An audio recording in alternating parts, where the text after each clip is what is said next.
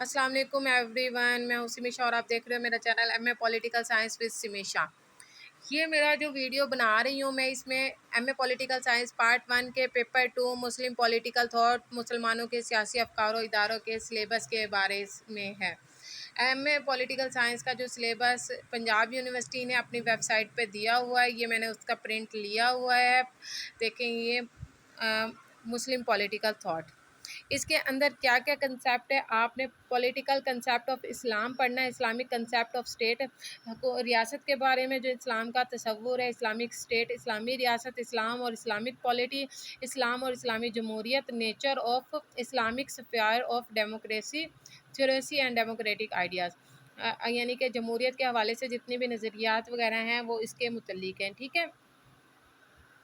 Second ہے concept of sovereignty and its implications, اقتدار اعلیٰ کا تصور اور اس کی جو عمل کرنے کے وہ سارا تصور ہے وہ اس میں موجود ہے۔ Islamic law, its sources, place of اجتہاد in Islamic law, Islamic law یعنی کہ اسلامی قانون ہے، ان کے ذرائع کتنے ہیں، ماخذ کتنے ہیں، پلیس آف اجتہاد ان اسلامی لا میں اجتہاد کی جگہ پر ہے، کانسٹیٹیوشنل لا کیا ہے، پرسنل لا کیا ہے، مسلم انٹرنیشنل لا کیا ہے، اینڈ کریکٹرسٹک کیا ہے۔ اسلامی شخصی، اس میں آ گیا اسلامی قانون، شخصی قانون آ گیا، اسلام کا بین الاقوامی قانون آ گیا، اس کے علاوہ اس میں آ گیا ہے اس کی خصوصیات آ گئی ہے۔ نمبر ڈی پر ہے کنسیپٹ آف ملت and positions of religious minorities in Islamic state, اسلامی ریاست میں غیر مسلم جو منورٹیز ہیں ان کے کیا حقوق ہیں، ان کا کیا اس وقت پوزیشن ہے۔ Concept of liberty and fundamental human rights in Islam, اسلام کے بنیادی انسانی حقوق اور آزادی کا تصور۔ Principle of social and economic justice in Pakistan, اسلامی معاشی عدل جو اسلام میں موجود ہے اس کے اصول کیا ہیں۔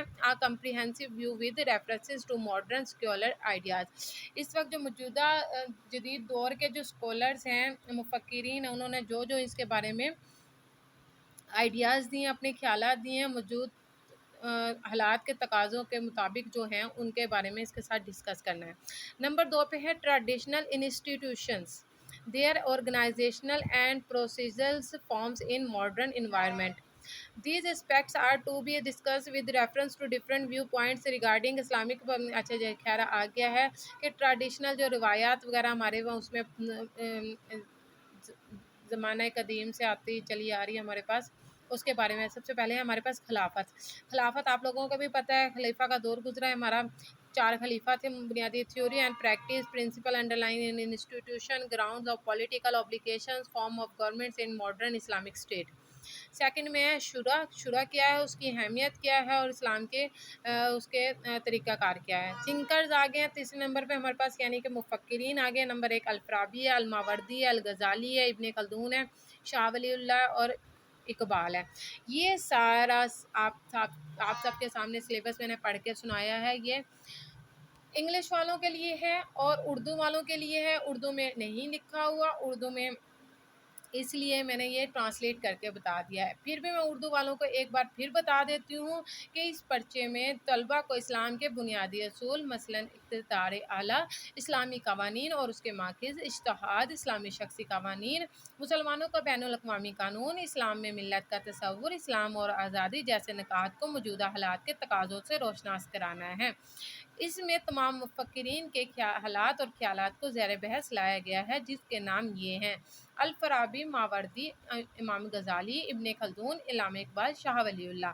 یہ سارا جتنے بھی ٹاپکس میں نے بتائے ہیں یہ سارے اس پرچہ 2 یعنی کہ پیپر 2 مسلمانوں کے سیاسی افکار و ادار، مسلم پولیٹیکل تھاٹس کے حوالے سے تھے۔